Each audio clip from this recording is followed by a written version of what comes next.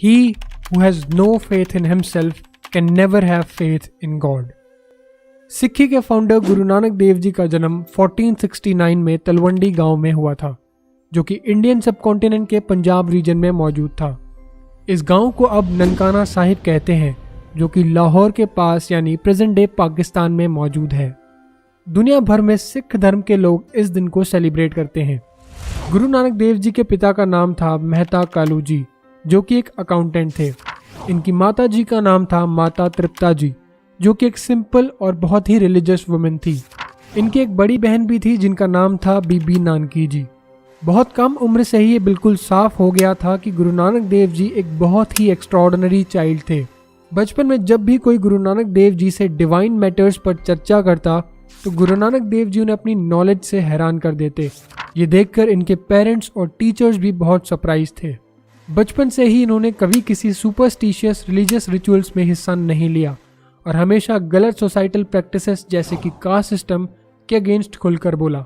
जब गुरु साहिब 12 साल के थे तब इनके पिताजी ये चाहते थे कि गुरु नानक देव जी कोई अच्छा प्रोफेशन चूज करें और इसीलिए इनके पिताजी ने इन्हें 20 रुपए दिए थे सच्चा सौदा यानी to strike a good bargain करने के लिए। लेकिन गुरु साहिब ने कोई ट्रेड करने के बजाय इस पैसे का इस्तेमाल किया कुछ साधुओं को खाना खिलाने के लिए, जो कि कई दिनों से भूखे थे, क्योंकि गुरु साहिब के अकॉर्डिंग इससे बड़ा सच्चा सौदा और कुछ नहीं हो सकता। और इसी तरह से शुरुआत हुई लंगर सेवा की। इसी तरह के नोबल एक्शंस के कारण ये साफ हो गया था कि गुरु साहिब कोई आम इंसान नहीं थे, बल्कि भगवान का ही एक रूप थे। 16 साल की उम्र तक आते आते गुरु नानक देव जी बहुत से रिलीजियस टेक्स्ट और लैंग्वेजेस जैसे संस्कृत, पर्शियन और हिंदी को मास्टर कर चुके थे। ईयर 1487 में गुरु नानक देव जी की शादी माता सुलखनी जी से हुई और इनके 2 बेटे हुए जिनका नाम था श्रीचंद और लक्ष्मीदास। इसके बाद गुरु नानक देव जी अपने परिवार और बचपन के दोस्त भाई मर्दाना जी को साथ लेकर सुल्तानपुर लोधी शहर में आकर रहने लगे। यहाँ गुरु साहिब एक अकाउंटेंट का काम करने लगे। यहाँ पर गुरु साहिब सारा दिन काम करते हुए बिताते थे, लेकिन सुबह और शाम को भाई मर्दाना जी के साथ अपने रबाब पर भगवान के शब्द गाया करते थे। एक दिन जब गुरु नानक देव जी वैन नदी में स्नान कर रहे थे तो अचानक से वहां से गायब हो गए। ये देखकर आसपास के लोग बिल्कुल ही हैरान हो गए और गुरु साहिब को ढूंढने लगे, लेकिन गुरु नानक देव जी कहीं नजर नहीं आए। फिर 3 दिन बाद गुरु नानक देव जी उस नदी से बाहर आए और कहा, ना कोई हिंदू ना कोई मुसलमान, और कहा कि उन्हें भगवान के दरबार से ये हुक्म मिला है कि वो खुद को पूरी तरह से मानवता के लिए समर्पित कर दें। यहीं से गुरु नानक देव जी ने अपनी जिंदगी के एक नए सफर की शुरुआत की, एक सफर जिसमें वो अपनी टीचिंग्स को दुनिया भर में फैलाएंगे।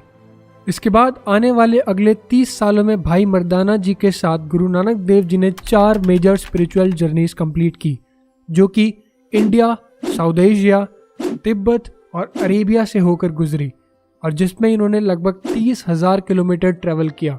इन जर्नीज में इन्होंने भगवान के एक नए कॉन्सेप्ट को आगे बढ़ाया, जिसमें भगवान को इन्होंने निरंकार, निर्भव, निर्वैर, सैभंग, एक कर्ता पुरख और सतनाम बताया। इन्हीं जर्नीज की वजह से इनके फॉलोअर्स पूरी दुनिया के अलग अलग हिस्सों से आए। एक हाउस होल्डर की लाइफ जीते हुए भी गुरु साहिब ने अपने मिशन को जारी रखा और लोगों को भगवान के रास्ते पर चलना सिखाया। इन्होंने प्राइड, एंगर, ग्रीड, अटैचमेंट और लस्ट को 5 थीव्स कहा, जिसके कारण लोग भगवान से दूर हो जाते हैं।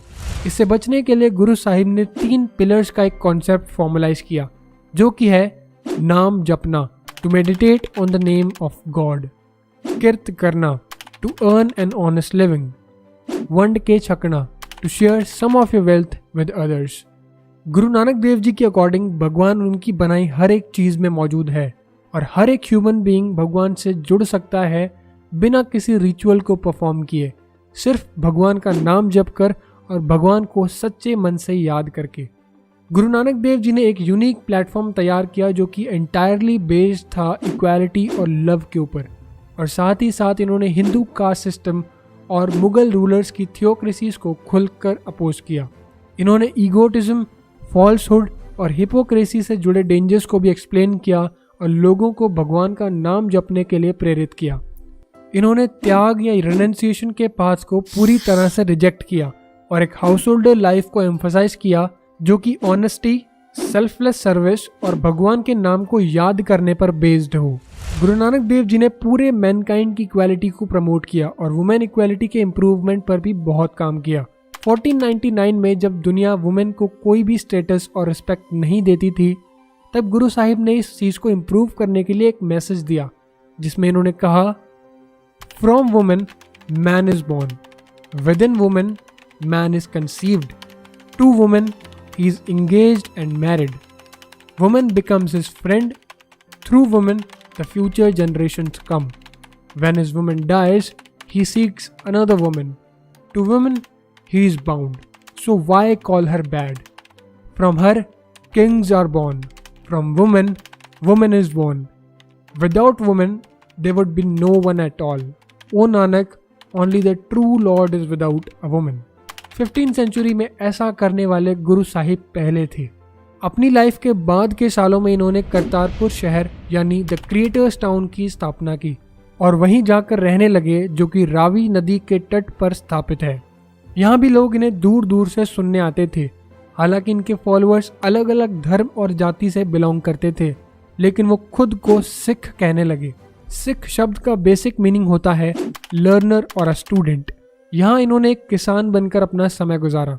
यहाँ भी इन्होंने लंगर सेवा को आगे बढ़ाया और लोगों को एक साथ बैठकर लंगर छकने के लिए प्रेरित किया, जिससे कि सभी लोगों में इक्वालिटी बनी रहे, irrespective of their social and economic status. Year 1539 में गुरु नानक देव जी ने गुरु अंगद देव जी को अपने सक्सेसर के रूप में चुना और इसके कुछ दिन बाद ही गुरु साहिब सचखंड को रवाना हो गए।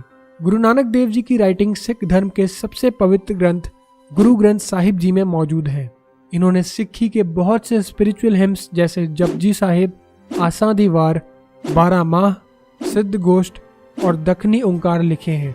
डिफरेंट फेथ्स और ट्रेडिशंस में गुरु नानक देव जी को बहुत से नामों से जाना जाता है, जैसे कि सतगुरु नानक, जगत गुरु नानक, बाबा नानक, नानक शाह फकीर, भगत नानक और नानक कलंदर।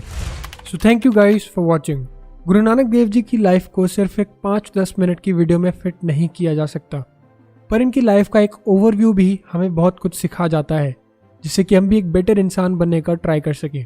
और अगर आप सिक्खी के बारे में और जानना चाहते हैं तो हमारे इंस्टाग्राम पेज @SikhRealm को फॉलो करना ना भूलें। मिलते हैं नेक्स्ट वीडियो में। वाहेगुरु जी का खालसा, वाहेगुरु जी की फतेह।